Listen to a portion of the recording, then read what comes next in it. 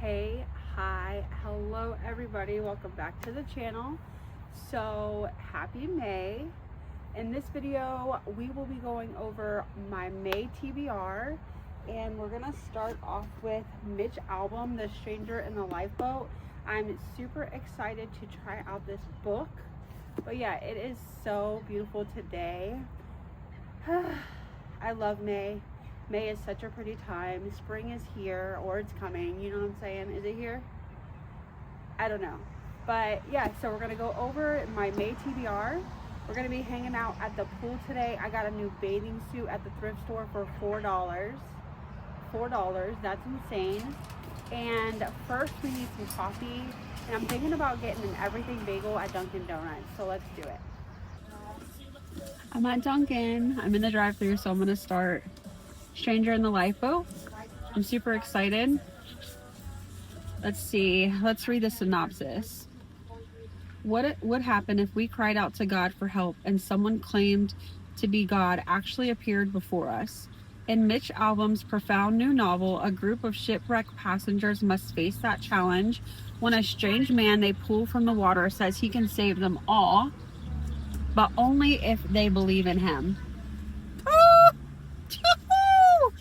Yo, I had the craziest dream last night.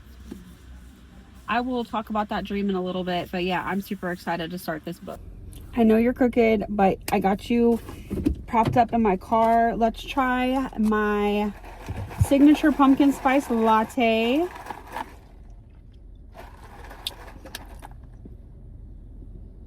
That's probably the best one this year. That is so good. Okay, I want to talk about my dream from last night. So I was in a school, but the school was inside of a mall. And I remember one of the people at the school I knew personally from school a long time ago. Oh, I don't remember his name. But anyways, we're in a school. In my dream, my daughter is like 12 or 13, which is weird because in my dream, her fiance was still like Clay. Like I knew him.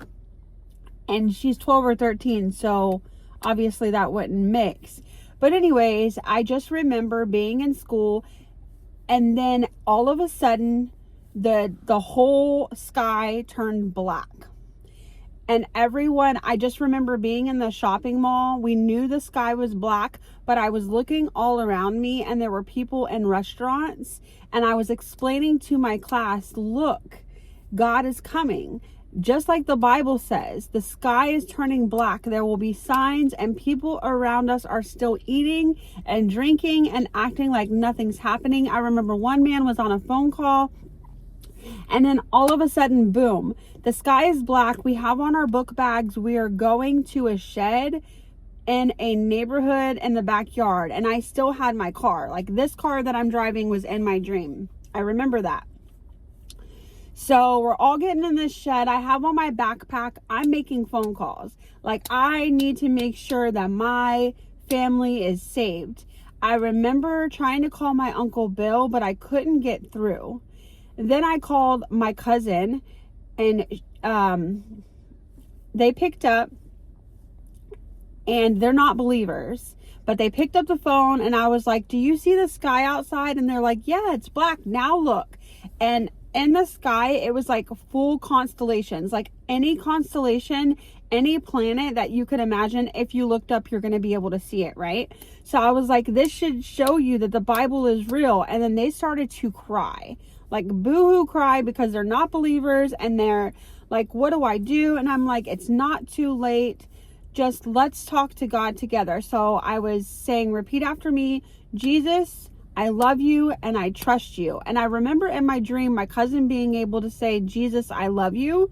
But when they were saying, Jesus, I trust you, it was almost like they were, Jesus, I trust, like they were struggling to say, Jesus, I trust you, but they get it out. They're still crying. And then I'm like, okay, now you have to say, Jesus, I know that you died for my sins. Somehow I don't remember any more of the phone conversation because it goes into the next clip.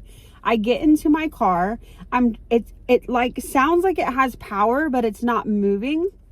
And all of a sudden it starts to move and it starts to reverse. And when it reverses into a garage, a really pretty house though, into a garage.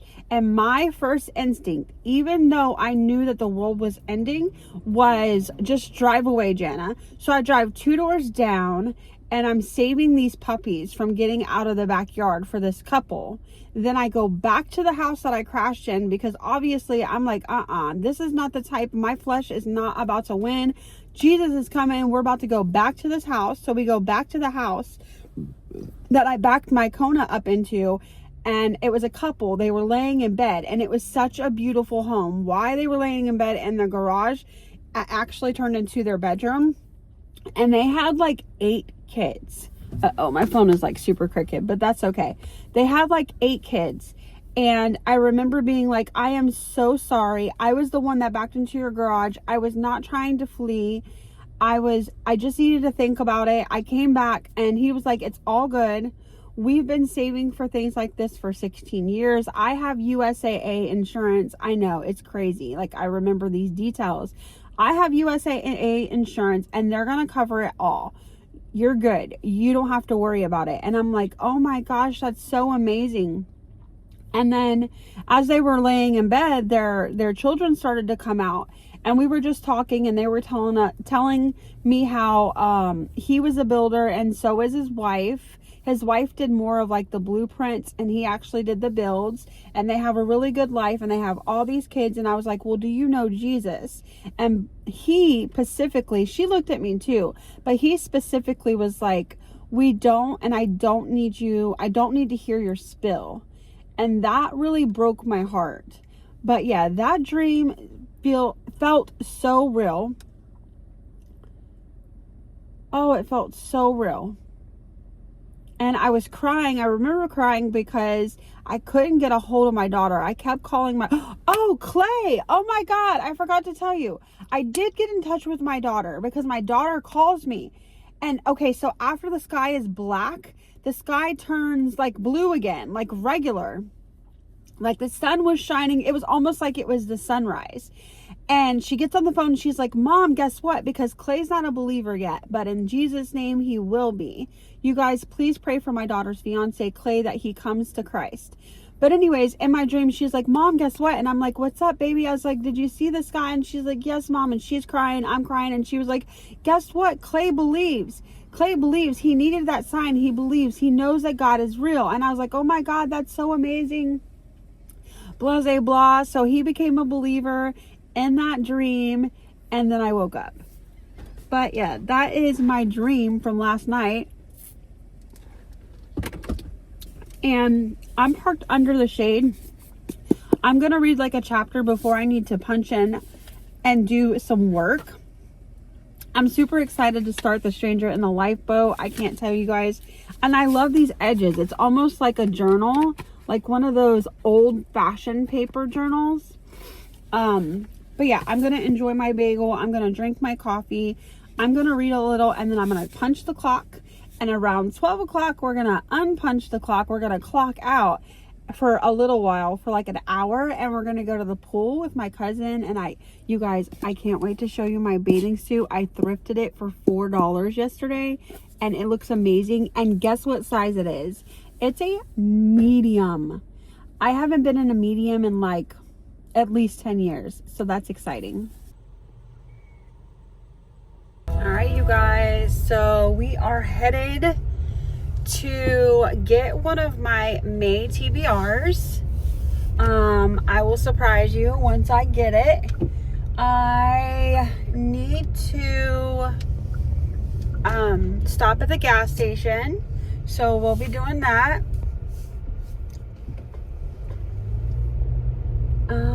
And yeah, let's do those 2 things. I'm trying to think if I want to go ahead and go to Target to get the mascara that I need to get, and like a body scrub, because it's really close to the bookstore. So we might do that as well.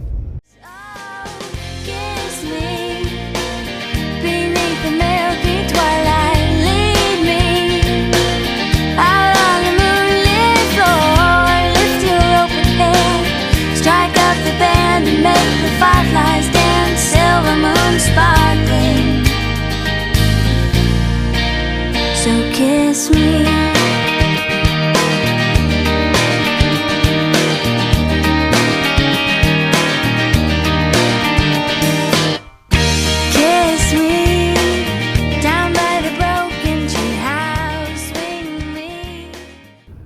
I'm back in the car, you guys. All right, so I got the Abby Jimenez, The Night We Met. Look at these edges, you guys. Let me show you inside the book. It's just as beautiful. So pretty. I love it.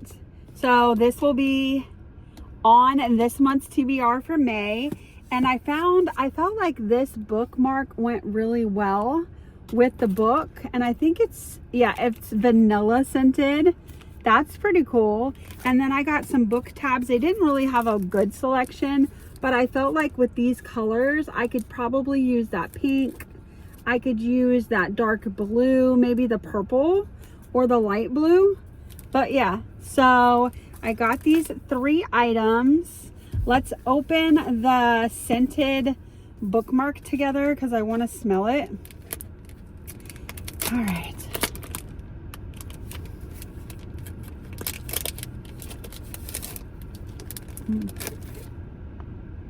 It's very faint. I don't think it smells like vanilla though. I think it smells more floral, but we'll stick that. We'll go ahead and stick that in the book. I'm so excited that we have the book. I've been wanting to get it, so I got it today. Let's see what it says. I'm everyone's life. Oh, excuse me. In everyone's life, there's a split-second decision that can change everything. I love that it has a dog on the cover. Any story with a dog. Abby Jimenez always has stories with dogs. So super excited for the book. Super excited to, what is it? Indent it? I don't know. I just be calling it. I be tabbing my books, okay? All right. I'll talk to you guys in a little bit when we get to the pool.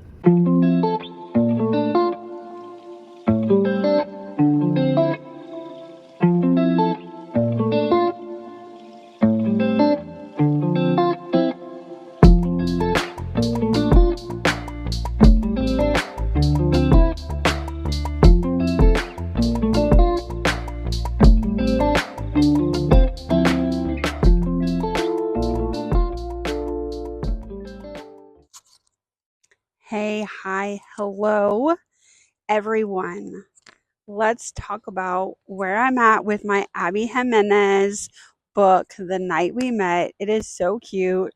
I am currently at the pool and I have you propped up on my purse because I forgot my tripod, y'all. So just bear with me, okay? It is supposed to be like 95 degrees today. It's only like 12 o'clock and I can already feel it. Let me just add a little bit of a sunscreen on over here, honey.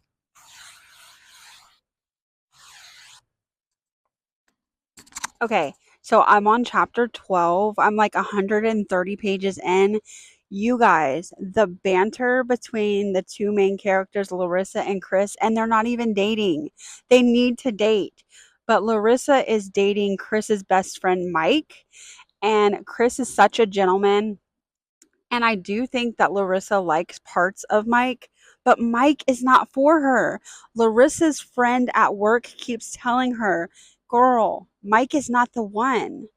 Well, I just got on a part where Mike said some words and Larissa did not say those words back. Honey, y'all, I want to tell you all about this book, but I don't want to spoil it for you. But so far, I am definitely rating this book a 5-star read. I don't know how it's going to end up. It might not stay a 5-star read, but for now it is. I'm going to enjoy the sun. I do want to just preface Abby Jimenez. Listen, girl, you can get your point across without having to drop some F-bombs in the book. I would so much prefer a book without cuss words. But anyways, I wanted to give you guys an update on how the book is going.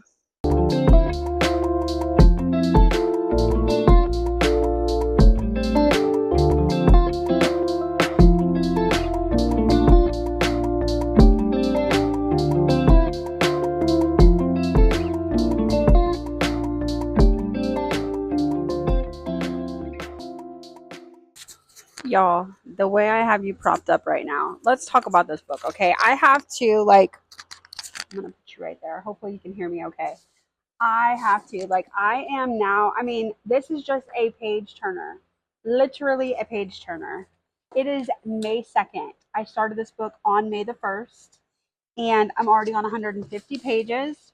I can't stop reading that. And that's with me working all day yesterday. So I literally dug into it most of today, a little bit last night before bed.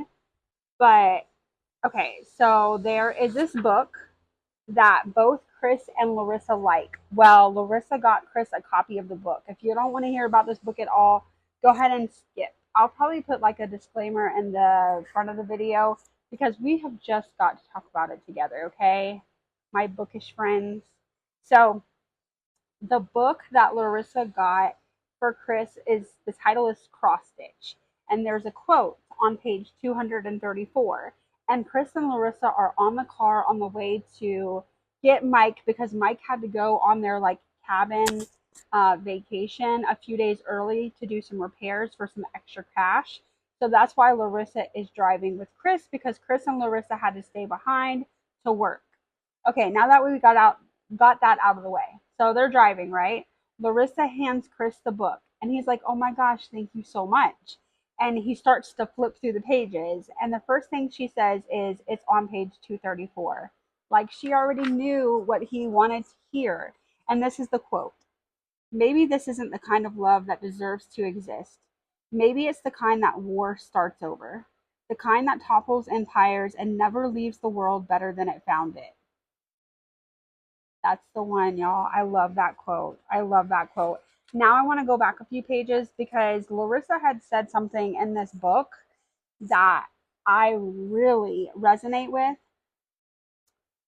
Let me see. What was the point in demanding that he work himself to exhaustion just for the sake of it? God knows I wish I didn't have to. Rest always felt like something I had to earn, like I could only have it if I did enough to deserve it. I'm just saying, that is exactly how I feel. Good morning. Okay, you guys, we have got to talk about this book. I left the pool yesterday and I literally read like 150 pages at the pool, and now I'm almost done. There's like 379 pages of this book. I'm on page 330. First of all, do you like my bookmark? Isn't that so cute? Y'all, there are so many things that I love about this book. All right, so let me catch you up to speed, okay? First of all, I am not a fan of Mike. I explained that yesterday at the pool, but somehow I lost all that footage, so we're going to talk about it. Mike, I understand you're going through some things. You are insecure. You feel like everyone hates you, and they don't. That's why you feel like you need to be the life of the party. But honey, you don't need to be drinking as much as you're drinking. You are getting drunk. You are being careless. He's dating Larissa. Larissa should be dating Chris, which is his best friend. Chris is, I think every woman in this world deserves a husband like Chris. He is thoughtful. His love language is obviously acts of service. He is generous. He is, what's the word I'm looking for? He is constant. And everyone needs a constant in their life. My constant is my daughter and my grandkids, but I never, like growing up, I didn't have a constant. In relationships, I never had a constant. I was the constant. So I just love Chris. Anyways, so Larissa has please click off of this video if you don't want any spoilers, but if you've already read the book and you just want to chit chat, let's chat, okay? Larissa has a very bad nut allergy to the point where it's like a death. And Chris, Larissa, Mike, all of them, the little gang, the group of friends, they all go to a cabin like twice a year. On Christmas, they go, I think, for summer. Well, every time Chris tells Mike, because Mike goes up a few days early just to handle some stuff. And he tells Mike, hey, me and Larissa are on the way, because of course Chris is Larissa's ride, because Mike always depends on Chris to do everything for Larissa, because Mike is just not boyfriend material. He's not husband material. He's just not ready. So Chris calls him and he's like, look, me and Larissa are on the way. Please make sure you go through the refrigerator. You change out the sponge, because the sponge in the kitchen was probably wiping down counter space where people were eating like peanut butter and jellies. You do all of the things before we get there, so that way Larissa doesn't have like a deathly allergic reaction. So Chris gets to the cabin, and the first thing he does is he opens up the pantry, and smack dab, like right in front of his face, is peanut butter, or yeah, crunchy peanut butter, okay? Peanut butter with peanuts in it, and peanut butter has peanuts in it regardless, but it's just like peanut butter with peanuts in it, just sitting right there. So obviously, and then when they get there, Mike is already trashed. He's been drinking. So of course Chris goes and he's like putting everything in the garbage, everything that's gonna, he even bought a sponge, you guys. He bought a new sponge to put on the sink to replace the sponge that was on the sink. He's throwing everything away. Larissa asks him if she can take the bag to the garbage so that way he can get in his swimming trunks to get ready to go out to the water with the boys. And he's like, no, I got it. But she was like, no, I got it. So basically she snatched the bag from Chris. She went outside to put it in the garbage. She throws it in the garbage, and as she's closing the garbage can, she notices the bag had opened, and everything in the bag were like things that would cause her to go into an epileptic shock. Everything in the bag was like peanut items. And she's like, oh my God, the first thing he thought about when he got to the cabin was me. So, you know, little things like that. But you guys, this book, besides the cussing, I don't understand why Abby Jimenez feels like we need all that cussing in a book. Now, most of the cussing is coming from Mike, and Mike is one of the main characters throughout the book. So you are going to get some cussing, which I just don't like. So when I'm reading it in my mind, I just switch the words for something else, because we don't need all that cussing. But there's just so many, and then there's so much banter between Chris and Larissa. Like, it is hilarious banter. Chris is afraid of deer. I'm not going to tell you why. He can tell you in the book, but he's like afraid of deer. Larissa is so strong and so independent. Oh my God. I think I read this quote to y'all in the book, but I'm going to read it to you again because it really just resonates with me. I read it to my cousin this morning because I'm just like, this is so me. Oh my gosh. What was the point in demanding that he work himself to exhaustion just for the sake of it? God knows I wish I didn't have to. Rest always feels like something I had to earn. I wish I didn't. Oh, sorry. Like I could only have it if I did enough to deserve it. This book is so good, you guys. I just love it. So I'm going to finish reading the book, and when I'm done, like I said, I literally have less than 100 pages. When I'm done, I'm so sad to be done, but when I'm done, we'll talk more.